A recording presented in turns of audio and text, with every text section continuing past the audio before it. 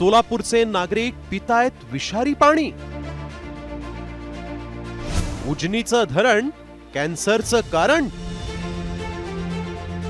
सोलापुरात दररोज कॅन्सरचे 60 रुग्ण।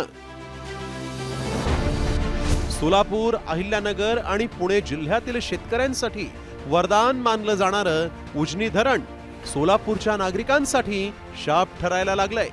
पुणे, सोलापूर आणि नगर जिल्ह्याला वरदानी ठरलेले उजनी धरणाचे पाणी हे दिवसेंदिवस प्रदूषित होत आहे। आपण या ठिकाणी पाहू शकता, मी सध्या उजनी धरणामध्ये आहे। आपण या ठिकाणी पाहिलं तर काही ठिकाणी पाण्याला हिरवा रंग आलेला आहे, तर काही ठिकाणी पाणी हे लालसर, तर काही ठिकाणी काळ्या रंगाचे पाणी दिसत आहे।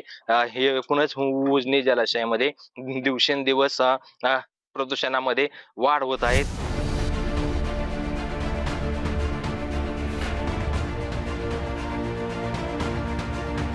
हा शेवाळासारखा तवंग दिसतोय, तो फक्त तवंग नाही तर चक्क विष आहे, विष। हे पाणी पिण्यासाठीच नाही तर शेतीसाठीही घातक असल्याचा तज्ञांनी आता इशारा दिलाय। पाण्यातले जे महत्वाचे घटक असतात, जसे TDS, ORP, डिझॉल्व्ड ऑक्सिजन, हे नॉर्मल रेंजच्या अत्यंत पलीकडे म्हणजे जास्त रेंजमध्ये दिसण्यात येत आहे।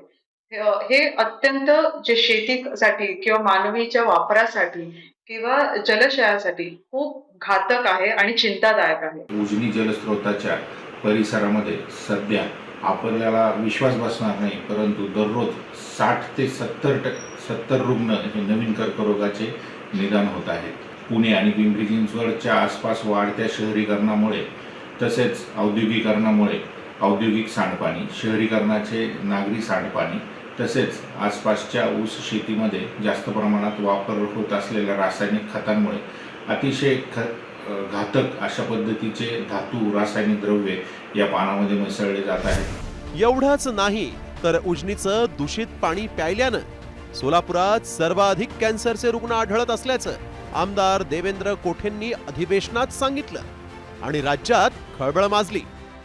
सोलापूर शहरामध्ये राज्यातले सर्वाधिक कॅन्सरचे रुग्ण सोलापूर शहरामध्ये आढळत आहेत। काही तज्ञांचं असं मत आहे की सोलापूर शहराला जो पाणी पुरवठा केला जातो तो उजनी धरणामध्ये, उजनी धरणाच्या वरती असलेले कुरकुंबेमाडीसी असेल, पुणा असेल, पिंपरी चिंचवड असेल, अनेक मोठ्या शहरातनं जे दूषित पाणी पुरवठा त्या ठिकाणी मिसळला जातो तो मागच्या 30 ते 40 वर्ष ह्याच्यावरती काम न केल्यामुळे सोलापुरात मोठ्या प्रमाणात कॅन्सरचे रुग्ण आहेत।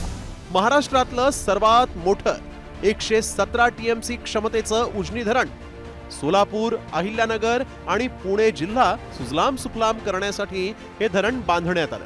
मात्र गेल्या 30 वर्षांपासून MIDCतील दूषित पाणी नद्यांमार्गे उजनीमध्ये येत आहे आणि याच दूषित पाण्यामुळे उजनीतील मासे मेल्याचंही समोर आलं होतं।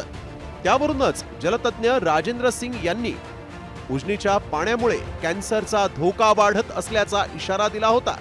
विशेष म्हणजे सोलापूर जिल्ह्यात दररोज 60 पेक्षा जास्त कॅन्सरचे रुग्ण आढळत असल्याची धक्कादायक माहितीही समोर आली आहे। त्यामुळे उजनी धरणात दूषित पाणी सोडून सोलापूरकरांच्या जीवाशी खेळ करणाऱ्या या कंपन्यांबाबत सरकार काय निर्णय घेणार याकडे आता लक्ष लागलंय। मंगेश कचरे, साम टीव्ही न्यूज, उजनी, सोलापूर।